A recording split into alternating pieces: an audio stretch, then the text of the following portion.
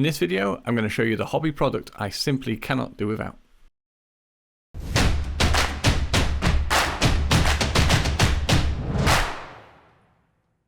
Hi everyone, and welcome to another Brushstroke painting guide.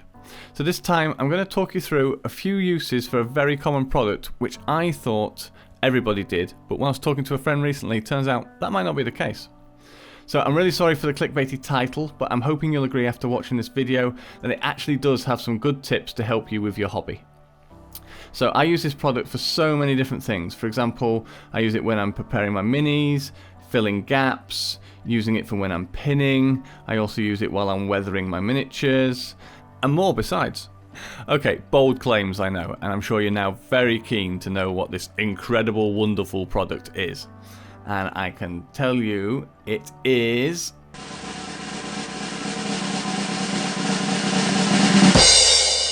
the humble blue tack. Okay, I can already hear the rage and disappointment flooding into the comments, but bear with me and I will back this up by running through that list I just gave, starting with preparing minis. All miniature prep requires some degree of sanding, and that sanding obviously makes bits and dust. Now I've found, for me, the best way to clear off all those little bits and make sure there's nothing to get in your paint is by using some blue tack. It's dead easy, obviously. You just press it onto the model and it'll pick up all those little pieces. Now I can hear people in the comments already saying, yeah, but I can use a brush or I can just wash it away with some water and things. And you're absolutely right, you can. And in fact, that's what I was doing before. But I was still finding I was getting tiny little bits in my paint and I couldn't work out where it was coming from. But now, since I've started using blue tack just to clear away all that debris, I found that my paint is clean, smooth and bit free. So now I won't do anything else. It's always using blue tack and it always clears away those bits. So if you've never tried it, why not give it a go?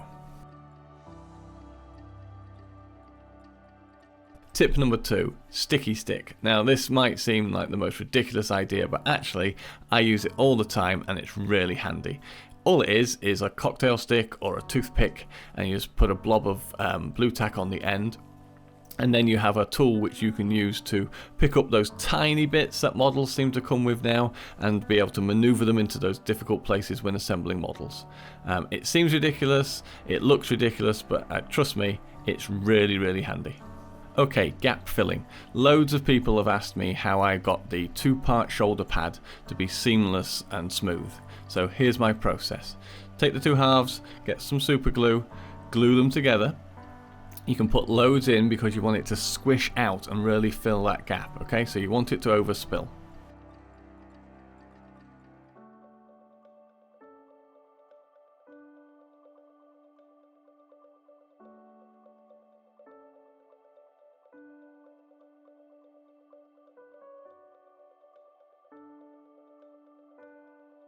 So you can see there how that's really squished out and overspilled. That's just how you want it.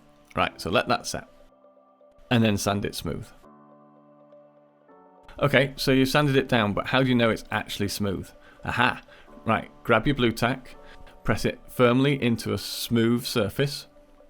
That way you get a nice smooth piece of blue tack. Then add a touch of water to your surface and then press your smooth blue tack onto the shoulder pad. Make sure you press it really firm so that it gets into all of those little cracks.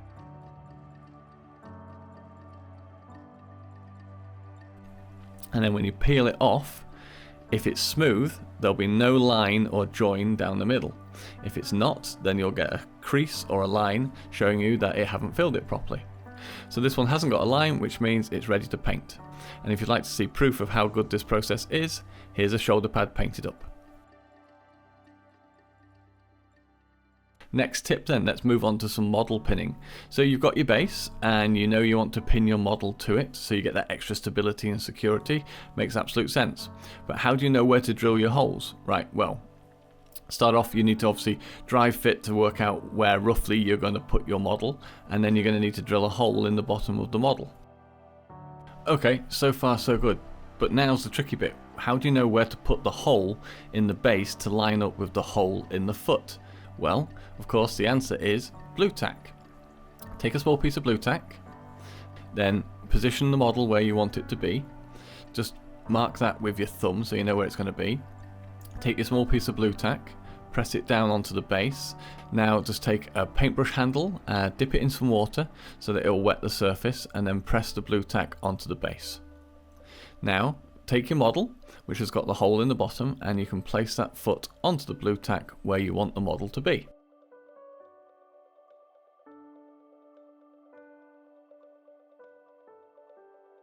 And then when you take the foot away, you'll see that you're left with a little bump of where that hole was. And that's now your indicator of where you can drill for your hole in the base.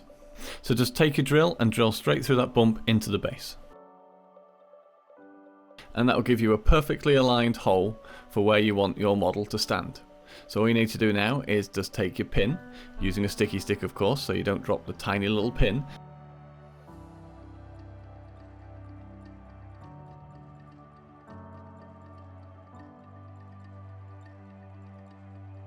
And then you put your model on top and glue it all together. Easy. Recently I painted up this Horus Heresy Space Wolf Space Marine, and if you haven't checked out the video, then here's a link. Check it out when you get a chance. And a lot of people actually remarked at how they liked the soft blending of the weathering powders on his feet. So I'll let you into a little secret. The secret is blue tack, and here's why. So as you can see, what I'm doing is I'm just applying the weathering powder to the area that I want, but it's going on way too heavy for what I want. I want it to be a nice subtle and soft smudge at the bottom of his boots basically. So what I can do is I can come in with my blue tack and I can start to remove the weathering powder for where I don't want it to be, and then using a downward motion I can actually create a blend and softly take away what I don't want and just leave a nice subtle dusting at the bottom of the boot.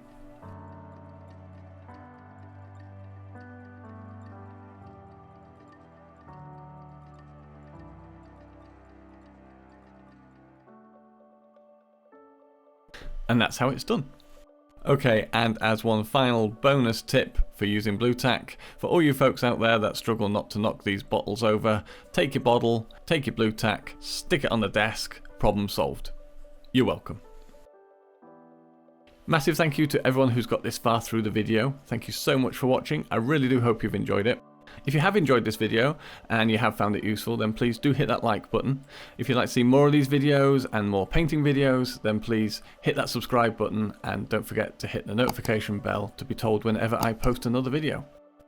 If you've got any tips or uses for blue tack that you use, then please do drop them in the description below. I'd love to hear them. But in the meantime, thanks for watching, and I hope to see you again in another video very soon.